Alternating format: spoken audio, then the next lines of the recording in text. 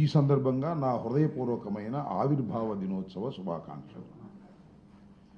ఈ 43 సంవత్సరాలు నిండి 44వ సంవత్సరంలోకి ప్రవేశిస్తున్నటువంటి సందర్భంలో రాష్ట్ర ముఖ్యమంత్రి నారా చంద్రబాబు నాయుడు గారు, ఆయన కుమారుడైన లోకేష్ గారు ఇవాళ చాలా సుదీర్ఘమైనటువంటి ఉపన్యాసాలు ఇచ్చేటటువంటి ప్రయత్నం చేశారు. దానితో పాటు ఈ 43 సంవత్సరాల క్రితం తెలుగుదేశం పార్టీ ఆవిర్భావాన్ని గురించి చాలా గొప్పగా చెప్పేటటువంటి ప్రయత్నం చేశారు. తెలుగుదేశం పార్టీ అధికారం కోసం పుట్టినటువంటి రాజకీయ పార్టీ కాదని, అది ఆవేశంలో పుట్టినటువంటి పార్టీ అని, ప్రజలకు సేవ చేయాలనే ఉద్దేశంతో పుట్టినటువంటి పార్టీ అని, తెలుగు ప్రజలని ప్రపంచవ్యాపితంగా గుర్తింపు తీసుకురావడం కోసం పుట్టినటువంటి పార్టీ అని,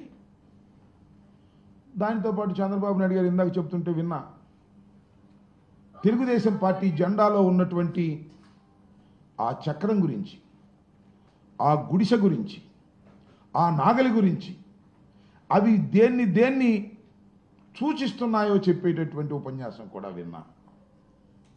నిజంగా చాలామంది తెలియదు, కానీ చరిత్ర మామూలు చరిత్ర కాదు.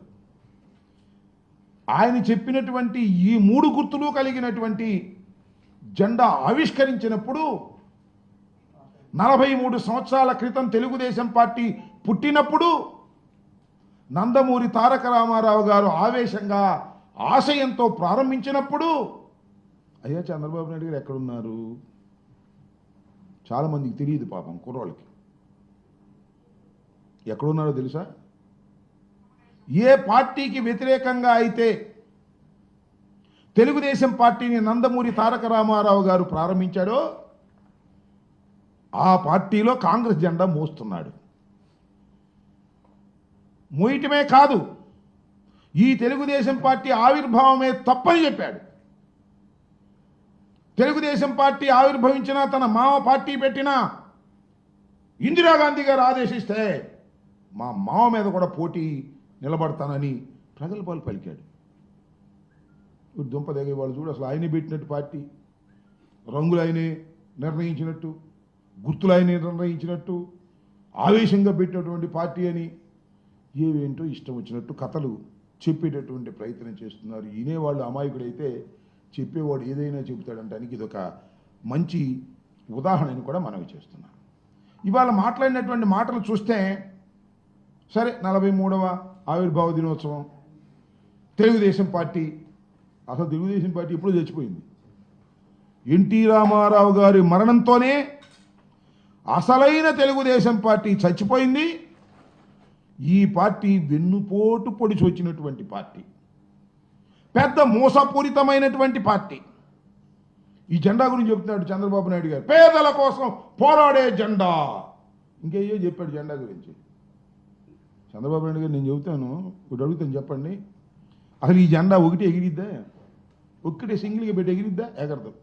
దాని పక్కన ఎర్ర జెండానో, దాని పక్కన ఇంకొక కలర్ జెండానో, కాంగ్రెస్ జెండా ఉన్ని దుంప దగ్గర చివరి కాంగ్రెస్ జెండా కూడా ఈ జెండా పక్కన కట్టావే. ఎన్టీ రామారావు గారు పెట్టినటువంటి పచ్చ జెండా పక్కన కాంగ్రెస్ జెండా కూడా పెట్టుకున్నావు ఎగరడం కోసం. ఎర్ర జెండాలు పెట్టావు, భారతీయ జనతా పార్టీ జెండాలు పెట్టావు, బీఎస్పీ జెండాలు పెట్టావు.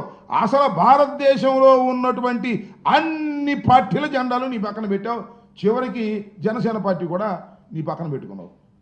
ఇది ఎగిరిద్ది అంటావు. ఏం ఎగిరిద్ది? ఆ జెండాలది ఎగటం కాదు, పడుకోవటం. ఇక సింగిల్గా వెళ్ళే ధైర్యం లేనటువంటి ఒక రాజకీయ పార్టీ చంద్రబాబు నాయుడు గారి చేతిలో ఉన్నటువంటి రాజకీయ పార్టీ. దాని గురించి వాళ్ళ గొప్పలు చెప్పేటటువంటి ప్రయత్నం ఇవాళ చేస్తున్నారు. అన్నిటికన్నా మించి చంద్రబాబు నాయుడు గారు ఒక మాట చెప్పాడండి వాళ్ళ ఆవిర్భావ దినోత్సవ సందర్భంగా. ఒక గొప్ప మాట చెప్పాడు. అదేంటో తెలుసా? సూపర్ 6 చేయాలనుకున్నాం. బయట నుంచి చూసినప్పుడు సూపర్ 6 చేసేద్దాం అనుకున్నాం. లోపలికి వెళ్ళి చూస్తే సూపర్ 6 చేయలేకపోతున్నాం. అంటే అధికారంలో లేనప్పుడు సూపర్ 6 చేయాలనుకున్నాడు, అధికారంలోకి వచ్చిన తర్వాత సూపర్ 6 చేయను అంటున్నాడు. దీన్నేగా రేవు దాటిన తర్వాత తెప్ప తగలేయటం అనేది, దీన్నేగా ఓడ మీద ఉన్నప్పుడు ఓడ మల్లయ్య, ఓడ దిగిన తర్వాత బోడి మల్లయ్య అనేది, దీన్నేగా అక్కడ తీరిన తర్వాత అదేదో అనేది. చంద్రబాబు నాయుడు గారి చరిత్ర అంతా కూడా ఇచ్చిన వాగ్దానాలను నెరవేర్చుకోకుండా ప్రజల్ని మోసం చేయటం తప్ప ఏమైనా ఉందా నేను అడుగుతా ఉన్నా. అసలు నీ ఆదర్శాలు ఏమిటి చెప్పు, నాకు అర్థం కదా. ఆదర్శంతో పుట్టినటువంటి పార్టీ అంటావు, ఏంటి నీ ఆదర్శం? ఊసలు వెళ్ళి ఆదర్శం, ఎవరితో అయినా జత కడతావు, ఎవరితో అయినా వెళ్ళిపోతావు, ఏ ఘాతుకానికైనా పాల్పడతావు. అధికారమే పరమావధిగా ఇవాళ ఎన్టీ రామారావు గారు పెట్టినటువంటి రాజకీయ పార్టీని నడుపుతున్నటువంటి వ్యక్తి నారా చంద్రబాబు నాయుడు. అధికారం ఇంకేం అవసరంలా. నేను చూశానయ్యా, మీరు వెళ్ళారో లేదో, ఇవాళ చాలామంది కార్యకర్తల గురించి మాట్లాడాడు. అంతకుముందే కార్యకర్తలు కాగితాలు తీసుకొస్తున్నారంట. ఆగనా కార్యకర్తలు, ఇస్తాం కదా తొందరపడితేలాగా అని డబ్బా ఇస్తున్నాడు. ఇది కార్యకర్తల పార్టీ. కార్యకర్తల పార్టీనా? శాశ్వతంగా ఉండాలండి ఈ పార్టీ. ఎందుకోసం ఉండాలి శాశ్వతంగా? మీ అబ్బాయి కోసం ఉండాలి శాశ్వతంగా. అసలు ఏంటి నాకు అర్థం కాల. చంద్రబాబు నాయుడు గారు, మీరు 4వసారి ముఖ్యమంత్రి అయ్యారు, ఇన్ని సంవత్సరాలు పరిపాలన చేశారు, మీ చరిత్ర ఏంటి? మీరు చెబితే, మిమ్మల్ని గుర్తు చేసుకుంటే, మీరు ఇన్ని సంవత్సరాలు పరిపాలన చేసినందుకు అరే చంద్రబాబు నాయుడు గారు ఇది బ్రహ్మాండమైన పని చేశాడరా అని ఒకటి చెప్పండి నాకు. అదేమంటే హైటెక్ సిటీ అంటాడు మాట్లాడితే. హైటెక్ సిటీ ఆయన గడిచేది ఏంటి నాకు అర్థం కాల. హైటెక్ సిటీ చరిత్ర తెలిస్తే అర్థమైంది. అది ఎన్ జనార్దన్ రెడ్డి గారి టైంలో ఫౌండేషన్ వేశారు. ఇది కట్టే సమయానికి ఆయన ముఖ్యమంత్రి అయ్యాడు. ఇంతే, అంతకు మించి ఏమీ లేదు.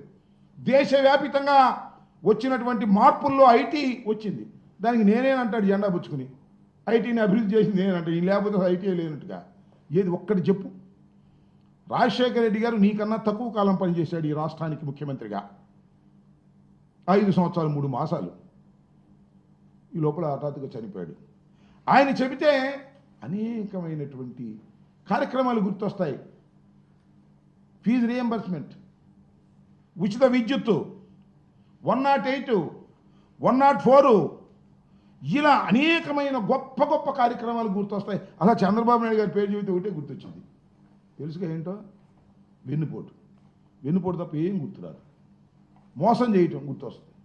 ఈ పార్టీతో జత కట్టడం, ఆ పార్టీని తోసేయటం. బీజేపీతో జత కట్టాడు, బీజేపీని తోసేశాడు, మళ్ళీ బీజేపీతో జత కట్టాడు, మళ్ళీ అవసరమైతే బీజేపీని తోసేస్తాడు. జనసేనతో జత కట్టాడు, ఇంకా తోసేయలేదులే, అవసరమైతే తోసేస్తాడు. ఇక ఇది ఈ పార్టీ కాదు ఇంకో పార్టీ దొరికిందంటే దాన్ని తోసేస్తాడు. ఇలాంటి నీచమైన చరిత్ర కలిగి ఏదో బతికిస్తున్నాడు పార్టీని అధికారంలోకి తీసుకురావడం కోసం. వాడి జెండా వీడి జెండా పట్టుకుని బతికించేటటువంటి దౌర్భాగ్యమైనటువంటి రాజకీయాలు చేస్తూ ఇవాళ గొప్పగా చేసేటటువంటి కార్యక్రమాలు చెప్తున్నాం అనేటువంటి మాటలు మాట్లాడుతున్నాడు ఇవాళ.